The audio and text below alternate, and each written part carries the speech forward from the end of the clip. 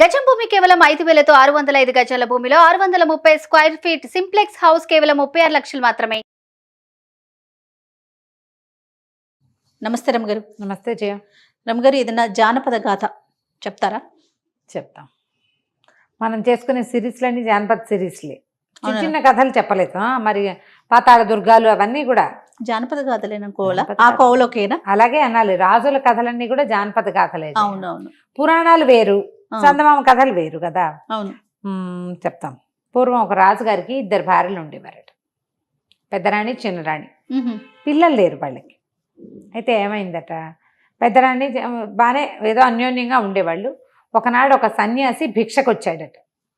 భిక్షకు వస్తే ఆవిడ కొంచెం దీనంగా, చిన్నరాణి వాకిట్లో నుంచున్నాడు ఆయన. ఆవిడ కాస్త దీనంగా ఉండి ఇది వేయటానికి వచ్చింది, భిక్ష వేయడానికి వస్తే ఆయన, ఎంతమంది పిల్లలమ్మా నీకు అన్నట్ట. ఆవిడ బిక్కమొహం వేసి, పిల్లలు కలగలేదండి నాకు. మా పిల్లలు లేని వాళ్ళ చేతి భిక్ష నేను తీసుకోను అన్నట్టు. అనేసరికల్లా ఆవిడ ఏడ్చింది. ఎన్ని పూజలు చేసినా పిల్లలు పుట్టట్లేదండి అంటే, ఇప్పుడు ఆయన ఏమన్నాడంటే, సరే నువ్వు నన్ను అడిగావు కాబట్టి అని ఒక దానిమ్మ పండు చేతిలో పెట్టాడు. ఈ పండు రసం తీసుకుతావు, నీకు సంతానం కలుగుతుంది. కాకపోతే ఆ పిల్లవాడికి, వాడి ప్రాణం ఒక చేపల గుండెలో ఉంటుంది. చేప అంతఃపురానికి ఎదురుగుండా ఉన్న చెరువులో ఒక బోలు చేప ఉంటుంది. ఆ బోలు చేప గుండెలో ఒక పెట్టె ఉంటుంది. ఆ పెట్టెలో ఒక మణిహారం ఉంటుంది. ఆ పిల్లవాడి ప్రాణాలు అందులో ఉంటాయి.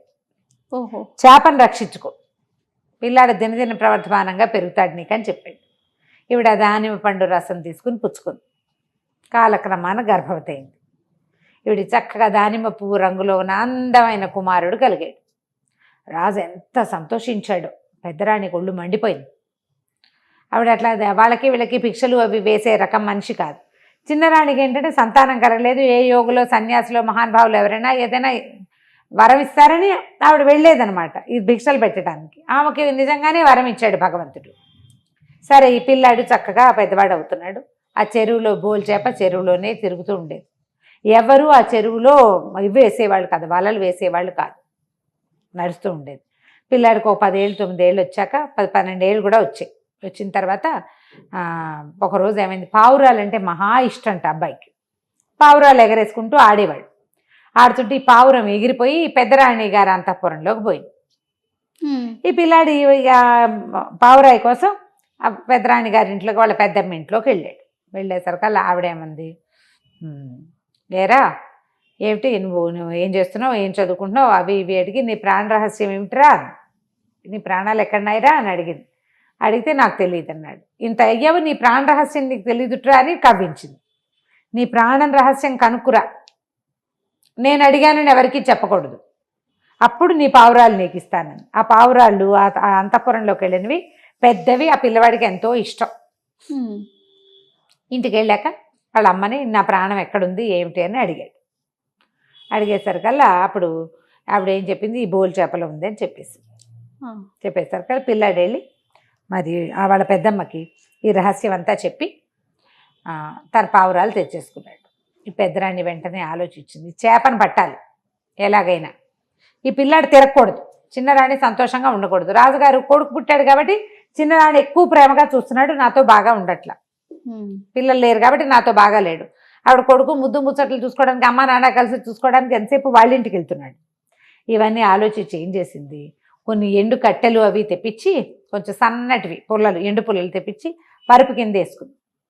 దాని మీద పడుకుంది. ఆవిడ కదిలినప్పుడల్లా అవి పళక్కమంటూ ఉంటాయి, శబ్దం చేస్తాయి కదా. ఏదైనా చూడు, ప్లాస్టిక్ కవర్ పెట్టుకుని దాని మీద పడుకున్నా అలా శబ్దం చేస్తుంది. విపరీతమైన తలకాయ నొప్పని, ఒళ్ళు నొప్పులని రాజు కబురు చేస్తుంది. మామూలుగా రోజువారీ ఆవిడతో బ్రహ్మాండంగా ఆయన ఉండట్లేదు కానీ వస్తూనే ఉంటాడు. అనారోగ్యం అనేసరికల్లా రాజవైద్యుడిని వెంబడి పెట్టుకొచ్చారు. ఈవిడేం చేసింది, పెద్దరాణి ముందే రాజవైద్యుడితోటి లాలూచి పడింది. పడి వాడికి, ఆయనకి తెలియజేసింది తన పరిస్థితి. సరే, ఇక్కడి నుంచి వీడు కదిలినప్పుడల్లా పడక్కమని శబ్దం వస్తుంటే భూమికలు విరిగిపోతున్నాయన్న సినిమా ఇచ్చింది ఆవిడ. అమ్మయ్యో నాయనో బాబోయ్ నా ఎముకలు విరిగిపోతున్నాయి అని కేకలు పెట్టేసరికి రాజుగారు ఆశ్చర్యపోయాడు. ఇదేం జబ్బు, విచిత్రమైన జబ్బు వచ్చిందంటే, ఈ రాజవైద్యుడు అన్నాడు, అవును ప్రభు, ఇలా వస్తుంది నడి వయసులో. మన అంతఃపురం ఎదురుగుండా ఒక పెద్ద కొలనుంది, చెరువులో ఒక బోల్ చేప ఉంది, దాని గుండెని తీస్తే ఈవిడికి తగ్గుతుంది అని చెప్పేసరికల్లా, సరే ఏముంది ఒక చేపను పట్టించడం పెద్ద కష్టమా? రాజుకు తెలీదా? రాజుకు తెలియదు. ఎందుకంటే ఆయన ఈ రహస్యాన్ని ఎవరికి చెప్పొద్దని చెప్పాడు రాణికి. కొడుక్కి చెప్పింది ఆవిడ. వాడు వచ్చి ఇక్కడ చెప్పేశాడు. అట్లాంటివి ప్రాణ రహస్యాలు అవి చెప్పుకునేవి కాదు కదా. అవునవును. వీళ్ళు ఏం చేశారు, అంతఃపురం కోలంలో వాలేశారు జాలరి వాళ్ళు వచ్చి. వాలేయంగానే ఎప్పుడైతే బోల్ చేప వల్లో పడిందో రాజుగారు యువరాజు కాస్త మూర్చిపోయాడు. రాజకుమారుడు మూర్చిపోయాడు. మూర్చిపోయాడు, పిల్లాడు పడిపోయాడు. పడిపోయేసరికల్లా ఏదో అయ్యింది, పిల్లాడు ఎందుకో పడిపోయాడని ఆ పిల్లవాడిని తీసుకుని వాళ్ళు ఏదో వైద్యం చేయించడానికి చూస్తున్నారు. ఈ లోపల ఏమైంది, చేప కాస్త అంతఃపురంలోకి వెళ్ళిపోయింది, పెద్దరాణి అంతఃపురంలోకి. చేపను కోసారు. కోస్తేనే కదా మరి గుండె వస్తుంది బయటికి. చేప గుండే కదా వైద్యం. మరి మామూలుగానే కోస్తారు, అందులో పెద్ద విశేషమేం లేదు. ఎవ్వరికీ తెలియదు ఇది. ఓ చేప దాన్ని కోయటం అంతే. బోల్ చేపటి ఇంత ఉంటుంది అన్నమాట పెద్దగా. దాన్ని కోసేసరికల్లా ఎప్పుడైతే ఆ గుండెని వెలికి తీశారో పిల్లవాడు కాస్త మరణించాడు. ఆ గుండెని నేనే వండుకుని తింటానని తన చేతిలోకి తీసుకున్న మహా యువరాణి కదా పెద్దరాణి, లోపల గదిలోకి తీసుకెళ్ళి దాన్ని కోసింది. అందులో చిన్న పెట్టె ఉంది. ఆ పెట్టెలో ఒక మణిమాల ఉంది. ఎప్పుడైతే ఆ గుండెని తీసేసి మణిమాల తీసేసుకుందో పిల్లవాడు మరణించేశాడు. ఇకేం లేదు. ఆవిడ మణిమాల శుభ్రంగా మెళ్ళ వేసుకుని తిరగటం మొదలుపెట్టింది. పిల్లాడు కాస్త పోయాడు. రాజు చిన్న రాణి లబోదిబోమని నడిచారు. ప్రజలంతా హతాశులైపోయారు. రాజుగారికి లేక ఒక కొడుకు పుడితే ఆ పిల్లాడు కాస్త చచ్చిపోతే వీళ్ళకి రాజ్యానికి రాజెవరు? ప్రజలంతా చాలా బాధపడ్డారు. ఆ పిల్లాడి స్నేహితులు అందరూ ఏడ్చారు. నానా గందరగోళం. అంతఃపురంతా శోక సముద్రంలో మునిగిపోయింది. పెద్దరాణి అంతఃపురంలో వాళ్ళు కూడా ఏడుస్తున్నారు. వాళ్ళు ఎవరికి తెలియదు. ఈవిడ మాత్రం ఆనందంగా ఉంది. నా తలనొప్పి తగ్గిపోయింది, ఒళ్ళొప్పులు తగ్గిపోయినాయని చెప్పింది. ఇదే కారణమని ఎవరికీ తెలియదు. అయితే ఈవిడికి చిన్నరాణికి ఒక చిన్న అనుమానం ఉంది, కానీ స్పష్టంగా తెలియలే. పిల్లాడు వెళ్ళి పెద్దమ్మకి చెప్పుంటాడు, అందుకే ఇది జరిగింది అని అర్థం కాలేదు ఆవిడికి. అసలు ఆవిడికి తెలీదు ఈ బోల్ చేపను కోసారని, అందులో నుంచి మణిమాల తీయబడింది అన్నమాట ఆవిడికి తెలియదు. అంతఃపుర రహస్యాలు ఎవరి వాళ్ళవే కదా. అవును. అక్కడి నుంచి ఏం చేసింది, నా పిల్లాడిని పాత పెట్టద్దు, కాల్చొద్దు, ఎక్కడైనా వాడి శరీరాన్ని ఉంచండి అని ఏడ్చి శోకాలు పెట్టింది. ఆవిడకు ఉద్దేశం ఏంటి, ఆ యోగి ఎప్పుడైనా వస్తే ఈ పిల్లాడిని బతికిస్తాడేమో, ఆయన వల్లే కదా ఈ పిల్లవాడు కలిగాడు. అప్పుడు దూరంగా ఒక తోటలో ఒక చిన్న గుడిసెలో పిల్లవాడి శరీరాన్ని అక్కడ పెట్టారు. పెట్టేసి ఆ పక్కన వదిలిపెట్టేశారు. వదిలిపెడితే ఈ పిల్లాడికి స్నేహితుడు ఒకడు ఉండేవాడు. వాడు కూడా ఈ తల్లికి పనులేని వదలలేని వాడు అనమాట. శరీరం అక్కడ ఉందని వాడికి తెలుసు. వాడు పోయి చూసొచ్చేవాడు. అయితే ఈ పెద్దరాణి పగలల్లా మణిమాల వేసుకుని తిరిగేది. రాత్రి అయ్యాక ఆ మాల తీసి బల్ల మీద పెట్టేది. బల్ల మీద పెట్టగానే టింగుమని యువరాజు లేచి కూర్చునేవాడు. ఆవిడ మీద నుంచి తీయగానే లేచేసేవాడు. లేచి అటు ఇటు చూసి తోటలో ఉన్నానని తెలుసుకుని ఆ ఉన్న పళ్ళు కాయలు కసర్లు ఏవో తినేవాడు. తెల్లవారి ఆవిడ స్నానం చేసి మెళ్ళ వేసుకోగానే పడిపోయేవాడు, మరణించేవాడు. అయితే అప్పుడప్పుడు వెళ్ళి ఆ శరీరాన్ని చూసొస్తున్న ఈ స్నేహితుడికి తెలిసింది, ఏమిటి పెట్టిన చోట శవం ఉండట్లా, మృతదేహం ఎక్కడుండాలో అక్కడ ఉండట్లా, అక్కడ ఇక్కడ ఉంటుంది. ఇది ఏమిట్రా ఈ విశేషం అని చెప్పేసి వాడు ఒక 13-14 ఏళ్ల వాడు ఒక రాత్రి వేళ వచ్చి చూశాడు. మెలకుగా జీవించి ఉన్నాడు. ఏదో ఉంది కిటుకు. అప్పుడు తన ప్రాణ రహస్యాన్ని పెద్దమ్మకి చెప్పానని చెప్పాడు. ఈ పిల్లాడికి ఏం చేయాలో తెలియదు ఆ రెండో వాడికి. కానీ తను వెళ్ళి స్నేహితుడితో ఆడుకునేవాడు. రాత్రిపూట అక్కడే ఉండేవాడు. ఈ రహస్యం ఎవ్వరికీ తెలియదు. ఆ కుర్రాడు ఒక్కడికే తెలుసు. ఈ యువరాజు 12-14 ఏళ్ల వయసులో పెట్టబడ్డాడు అక్కడ. రాత్రిపూట ఎదిగేవాడు, పగల ఎదుగుదల ఉండేది కాదు. చక్కగా వయసు పెరిగింది, పెద్దవాడు యమనవంతుడు అయిపోయాడు అబ్బాయి. సంవత్సరాలు గడిచిపోయింది. ఇంతలో ఏమైందట, విధాత అంటే బ్రహ్మదేవుడికి దూరపు చుట్టాల చెల్లెలు ఒక ఆవిడ ఉంది. ఆ చెల్లెలకో కూతురు ఉంది. కూతురుంటే ఆ కూతురు మొదట నచ్చట మీద ఏం రాసావని ఆవిడ అడిగింది. అడిగేసరికల్లా ఆయన ఏమన్నాడు, మీ పిల్లడికి పెళ్లి కష్టం, పిల్లకి చచ్చిపోయిన వాడితో పెళ్ళవుతుంది అంతే అని చెప్పాడు. ఆవిడేమో పాపం తన కూతురిని జాతకాలు అక్కడ ఇక్కడ చూపించుకుని వాడికి దానికి వివాహ యోగ్యత లేదని, ఒకవేళ ఉన్నా చచ్చిన వాడితోటి దానికి పెళ్ళి అవుతుందని ఆవిడ శోకాలు పెట్టింది. ఇట్లా చేసావా, నాకు చెల్లెలు కూతురుని జాలి పడలేదంటే, ఏమో రాసేటప్పుడు ఏవో రాసేస్తాము, వాటిని మార్చలేము, చచ్చిన వాడు ఎవడైనా ఉన్నాడేమో వెతుక్కుని పిల్లకి పెళ్లి చేయి, అది సంతోషంగానే ఉంటుందని చెప్పాడు. ఆ విధాత పురుషుడి తాలూకు చెల్లెలు తన కూతురుని వేసుకుని తిరుగుతోంది. ఎక్కడైనా మరణించిన వాడు దొరుకుతాడేమో అని ఈ తోట దగ్గరికి వచ్చింది. రాజకుమారుడు చనిపోయాడని తెలిసి అతని గురించి వాకప్ చేయడానికి ఆవిడ ఊళ్ళోకి వెళ్ళింది. ఈ పిల్లే గుడిసెలోకి వచ్చింది. వచ్చేసరికల్లా చీకటి పడేసరికల్లా యువరాజు లేచి కూర్చున్నాడు. పెద్దవాడు, అప్పటికి వివాహ యోగ్యమైన వయసు వచ్చేసింది. ఆ పిల్ల కాస్త పెద్దదే. ఇద్దరు కలిసి అటు ఇటు తిరిగారు. వాళ్ళ స్నేహితుడు వచ్చాడు అదే సమయానికి.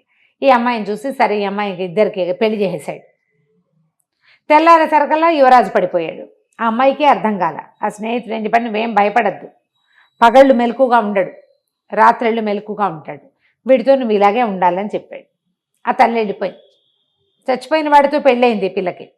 రోజు పోతాడు వాడు, చచ్చి బతుకుతూ ఉంటాడు. ఇలా చాన్నాళ్ళు గడిచిపోయినాయి. ఈ అమ్మాయికి కవల పిల్లలు పుట్టారు. పిల్లలు పుట్టాక సరే ఆ అమ్మాయి ఏమందంటే మన రాత మనమే మార్చుకోవాలి. ఇప్పుడు ఈ కుర్రాడు ఏం చేయలేడు, దాని స్నేహితుడు ఏం చేయలేడు, వాళ్ళ అమ్మాయి ఏం చేయలేదు, నేను ప్రయత్నం చేస్తానని ఆ పిల్లల్ని ఇద్దరిని వేసుకుని రాజా అంతఃపురాలకి వెళ్ళిపోయింది మారువేషం వేసుకుని. ఈ అమ్మాయి ఎవరో వాళ్ళకి తెలియదు. నేను చాలా అందంగా అలంకారాలు చేస్తాను, సుగంధ ద్రవ్యాలు చేయటం వచ్చు నాకని చిన్నరాణి దగ్గరికి వెళ్తే ఆవిడ ఏడ్చి సోకాలు పెట్టి, నాకు వద్దు, పిల్లాడు చనిపోయాక నేనేమీ చేసుకోవట్లేదు, నా జీవితం ఇలాగే అయిపోతుంది, నాకేం వద్దని అంటే సరే అక్కడి నుంచి పెద్దరాణి దగ్గరికి పంపించింది. పెద్దరాణి ఏమనుకుంది, ఈ మధ్యకాలంలో అలంకారాలు అవి చేయట్లేదు, పెద్ద వయసు వచ్చేసింది, రాజుగారు అసలు మొహమే చూపించట్లేదు, ఆ పిల్లాడి పోయాక ఇంకా ఆయన ఈవిడ దగ్గరికి రాలి. ఆవిడ సంతోషంగా ఉంది పిల్లాడు లేడని, కానీ రాజు ఏమీ ఆవిడని ఆదరించల, మూడాఫ్గా అయిపోయాడు ఆయన. అయితే రాజుని అలరించచ్చు అని చెప్పి సరే చేయించుకుంటానండి. ఈ అమ్మాయి ఏం చేసింది, చక్క గంధంతో వాటితోటి సుగంధ ద్రవ్యాలు తయారు చేసి ఆవిడతో స్నానం చేయించి బోళ్ళంతా మేకప్ చేసింది. వస్తువులన్నీ తీసి పక్క పెట్టాలి కదా. ఈ పిల్లలిద్దరికి ఏం చెప్పిందంటే, ఈవిడ మెడలో నుంచి ఒక గొలుసు తీస్తుంది, ఆ గొలుసు చేత్తో పుచ్చుకోండి, ఎంత అడిగినా ఇవ్వద్దని చెప్పి.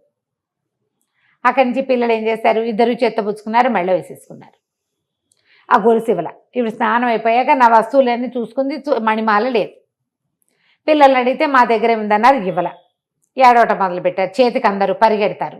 ఈ అమ్మాయి ఏముందంటే, మా పిల్లలు చిన్నపిల్లలు కదా మహారాణి, మీరు రెస్ట్ తీసుకోండి, మరి నేను ఇంటికి వెళ్ళి పిల్లలకి పాలు పెట్టి నిద్రపుచ్చాక నిద్రలోకి వెళ్ళాక వదిలేస్తారు వస్తువు, ఆట కొద్దీ తీసుకున్నారు, అదేదో బాగున్నాయి పూసలు మెరుస్తున్నాయని రేపొద్దున తెచ్చిస్తాను అనగానే సరే ఒప్పుకుంది పెద్దరాణి. ఈ అమ్మాయి ఏం చేసింది, పిల్లల్ని ఎత్తుకుని ఇంటికి తీసుకెళ్ళిపోయి 4-5 ఏళ్ళు వచ్చినాయి. ఇంటికి వెళ్ళేసరికల్లా తండ్రి మెలకుగా ఉన్నాడు. మరి వస్తువు వీళ్ళ చేతిలో ఉంది కదా. ఆ మణిమాల అతని మెడలో వేసేసరికల్లా ఇంకా బలంగా, ఇంకా అందంగా, ఇంకా చక్కగా తయారైపోయాడు. మర్నాడు పొద్దున ఇంకా వాళ్ళు ఆ మణిమాలని వెనక్కి ఇవ్వాలి. ఈ స్నేహితుడు పోయి రాజుగారి మావటి వాడికి చెప్పి ఏనుగుని తీసుకొచ్చి ఏనుగు మీద యువరాజుని, అతని భార్యని, వాళ్ళ ఇద్దరు పిల్లల్ని ఎక్కించి తీసుకుపోయాడు. బతికే ఉన్నాడు యువరాజు అని. ఇతను చూసేసరికి వాడు 13-14 ఏళ్ళ వాడు కదా. పోయేసరికి పెద్దవాడైతే 25 ఏళ్ళు వచ్చినా ఏం మారుతాడు. ఏనుగు గుర్తుపట్టింది యువరాజుని. అక్కడి నుంచి అందరూ చూసుకున్నారు, ఏం జరిగిందో తెలుసుకున్నారు. సరే యువరాజుని రాజ్యాభిషేకం చేసి మళ్ళీ అతను జీవించే ఉన్నాడని తెలుసుకున్నారు. మణిమాల ఇక అతని ఒంటి మీద నుంచి మళ్ళీ ఎప్పుడూ తీల. ఇలాగే చచ్చి బతికిన వాడి జానపద కథ. చాలా బాగుందండి. సరదాగా ఉంది కదా. చాలా సరదాగా ఉంది. నమస్తే. నమస్తే.